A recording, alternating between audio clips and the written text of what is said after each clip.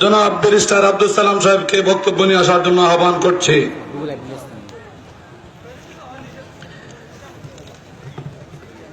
বিসমিল্লাহির রহমানির রহিম।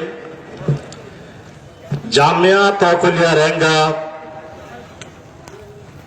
100 বছর পূর্তি উপলক্ষে আজকের এই দস্তারবন্দি আন্তর্জাতিক মহাসম্মেলনের সম্মানিত সভাপতি, মঞ্চে উপবিষ্ট প্রখ্যাত উপমহাদেশের প্রখ্যাত আলিম এবং আজকের এই মাহফিলে আমার সামনে উপস্থিত ইসলামের পায়বন্দী দিনী ভাইরা, আসসালামু আলাইকুম রহমতুল্লাহ। আমি বক্তব্য দিব না, যেহেতু আজকে এই বিশাল ওয়াজ মাহফিলে আমরা জাতীয় এবং আন্তর্জাতিক পর্যায়ের ইসলামী চিন্তাবিদ এবং মহামান্য আলেমদের কাছ থেকে গুরুত্ব বক্তব্য 3 দিন ধরে শুনে আসছি, আজকে শেষ দিন। আমি শুধু এই কথাটি বলতে চাই, আজকে 100 বছর পূর্ণ হল শেখ রেঙ্গা রহমতুল্লাহ আলাইহি, যিনি আজকে এই মহান প্রতিষ্ঠানের প্রতিষ্ঠাতা আজকে আমাদের মধ্যে নেই। 100 বছর ধরে এই প্রতিষ্ঠান থেকে দিনের আলো ছড়িয়ে দেওয়া হচ্ছে, আর সেই আলো সমস্ত বিশ্বে ছোঁয়া লেগেছে। আর তারই প্রতিদান হিসাবে আজকের এই লক্ষ মুসলমান ভাইদের এই সমাবেশ থেকে আল্লাহ সুবহানাহু ওয়া তাআলার কাছে একটি আবেদন, শেখ রেঙ্গা রহমতুল্লাহ আলাইহিকে পুরস্কার হিসাবে জান্নাতুল ফেরদৌস নসিব করুন।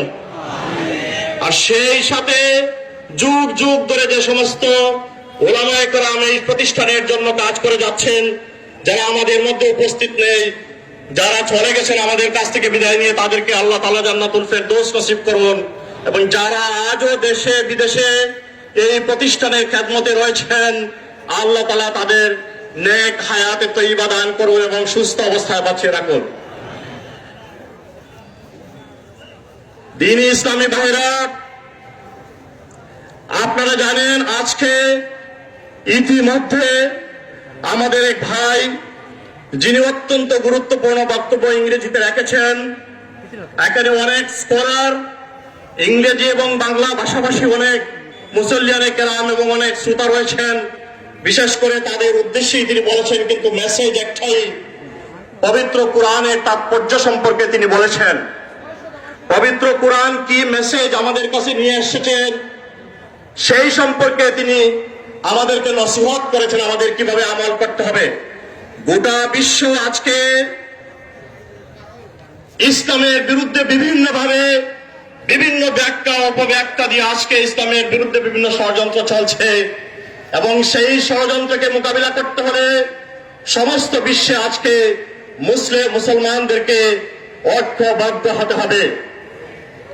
আমি সর্বশেষে আপনাদের কাছ থেকে কমাচ্ছে একটি ছোট্ট দোয়ার আবদার, মানবিক দোয়ার আবদার রেখে আমি আমার বক্তব্য শেষ করছি। সেটা হচ্ছে, আপনারা জানেন বাংলাদেশের এক মহিয়সী নারী দীর্ঘদিন এই রাষ্ট্রের সেবা করেছেন, ইসলামের সেবা করেছেন।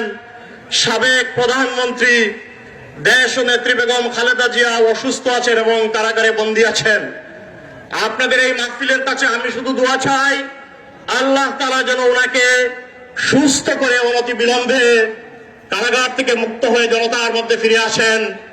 আপনাদের কাছে আমি এই দোয়া রেখে আপনাদের সবাইকে অসংখ্য ধন্যবাদ জানিয়ে এবং আমাকে সুযোগ করে দেওয়ার জন্য, দুটো কথা আপনাদের সম্মুখে বলার সুযোগ করে দেওয়ার জন্য এই মাদ্রাসা কর্তৃপক্ষ সহ আয়োজকবৃন্দ সকলকে অসংখ্য ধন্যবাদ জানিয়ে আপনাদের কাছ থেকে বিদায় নিচ্ছি।